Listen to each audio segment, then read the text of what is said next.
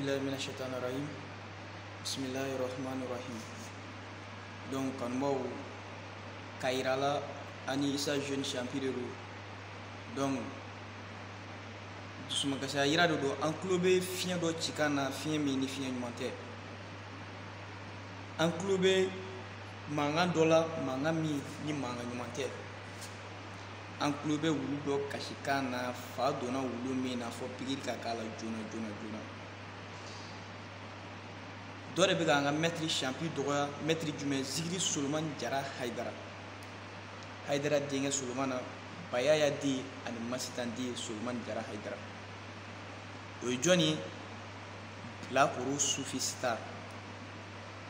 donc aka don kanumɔgɔ dɔw bi jamana olu ka faamu ka dɔgɔ kanumɔgɔ dɔw bi jamana olu kele kuma wo donc an bi bɔ k'olu sensibiliser Suleiman Jara tɛ jaabi Solo ka petit champi tɛ jaabi i bɛna dɔn cɛ ba kelen bɛ Solo bolo cɛ ba kɛmɛ bɛ Solo bolo minnu pɛrɛnnen don k'e jaabi ka sɔrɔ Solo tɛ donc lakoro sufi star Haidara ye cɛbakɔrɔw jaabi a ko ale tɛ muso jaabi tuguni Zigiri Solo ye cɛw jaabi a ko ale tɛ muso jaabi tuguni donc e jaabili bɛ to anw de bolo donc n b'a yir'i la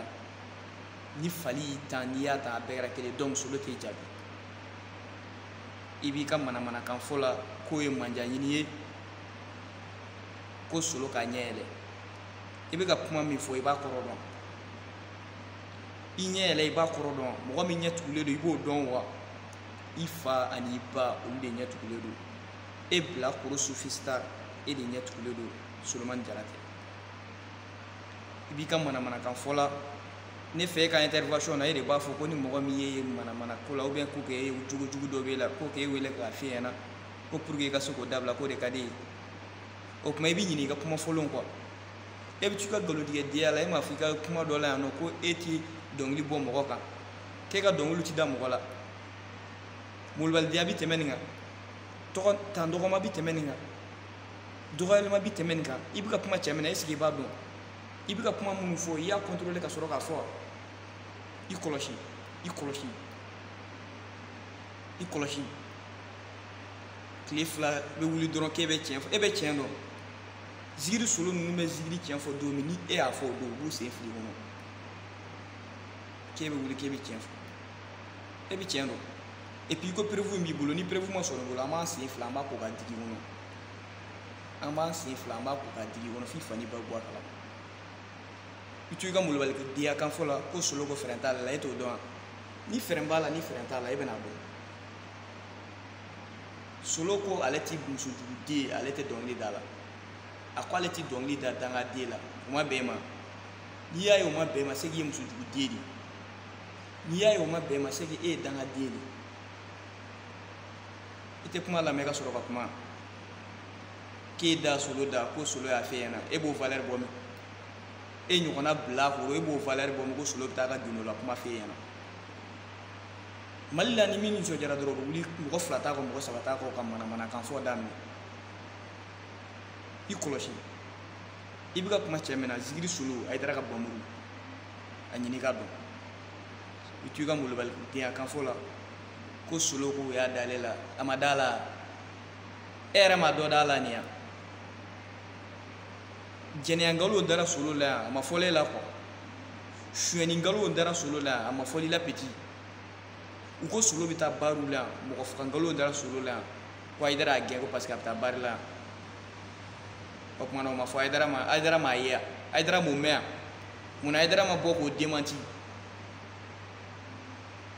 donc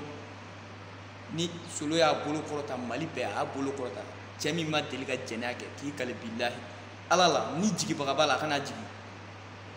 e Bilakoro n'i y'i bolo kɔrɔta k'i kale i bɛ t'o lakale jahanɛmɛ kɔnɔ donc i ka kumaw contrôler n'e ma Solo to yen dɔ wɛrɛ kama i t'a to i fa kama n'e ma Solo to yen dɔ wɛrɛ kama i t'a to i ba kama n'i ma Solo to yen dɔ wɛrɛ kama ka hɛrɛ min b'i kɔnɔ i t'a to o kama aw n'aw ɲɔgɔnna fitiriwaledenw de bɛ mɔgɔw ka ɲumanw k'u bolo jugumanw ye i ti miiri i ti tasi ne bɛ miiri ne bɛ tasi Solo ɲuman minnu kɛ yen e kan k'o falen nin juguman na e kan k'o falen di dugubila ngalo in na ka da solo la ko prévu b'i bolo ni prévu ma sɔrɔ o la an b'a sen fila ko k'a digi kɔnɔ nin ye avertissement de ça c'est le premier avertissement donc i kɔlɔsi cɛ 100,000 pɛrɛnnen don min bɛ k'i jaabi ni Issa de Manga ye Zigiri Solo ka jeune champion président ni ye ci fitinin dɔrɔn de ye k'a di Bilakoro ma a ka faamu Zulfakar ni ye ci fitinin dɔrɔn de ye k'a di Bilakoro ma a ka faamu e tɛ e ɲɔgɔnnaw tɛ minnu bɛ bila la olu tɛ a ka misɛn i ju ka misɛn donc Soloko n'an y'a kuma mɛn an b'an sen fila ko k'a digi kɔnɔ hɛrɛ bɛ si hɛrɛ bɛ tile foyi tɛ bɔ a la jeune champion mankan de don n'i bɛ ɲini bɛ Katiya donc ka f'i ɲɛna i ladira Soloko an t'a manamana ko an t'a kulonkɛ la mɔgɔ si fɛ et puis ni ye n tɔgɔ mɛn mɔgɔ mɔgɔ da ko ne exagère la n b'i ko da i ka m'o da Bilakoro in kan